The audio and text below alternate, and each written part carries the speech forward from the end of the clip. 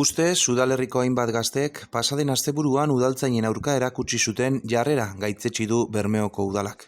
Bermeoko udalaren hitzetan, pasaden asteburuan ustez gazte talde batek botilak eta edalontziak jaurti zizkioten udaltzainei txosnen elkarteak antolatu zituen kontzertuen ondoren, ikuskizuna bukatuta hainbat lagun bildu ziren lameran kale zurrutean aritzeko eta usokideen kexuei erantzunez, udaltzainak agertu egin ziren eurekin mintzatu eta pilaketak sakabanatzeko helburuarekin, baina harrera etzen baketsua izan udalaren hitzetan eta udaltzainek ertzaintzaren laguntza eskatu behar izan zuten.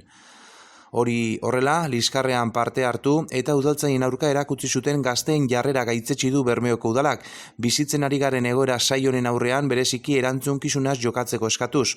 Horrez gain, Bermeoko udalak arazoak sortu ditzakeen ekintzak bertan bera usteko hausnarketa sakona egingo du, pasaden asteburuko kontzertuen osteko jende pilaketak saihestu asmoz. Aritza Baroa Bermeoko alkateak adierazi duenez, ezin ditugu horrelako jokabideak onartu. Bizikidetzari lehentasuna eman behar diogu dio alkateak, egoera kezkagarria da erabat eta beste hainbat herritan ikusi den moduan kontrola ezina bilaka daiteke. Beraz, gure ardura da neurriak errespetatzea eta udal modura gure herritarren segurtasun eta eskubideak bermatzea.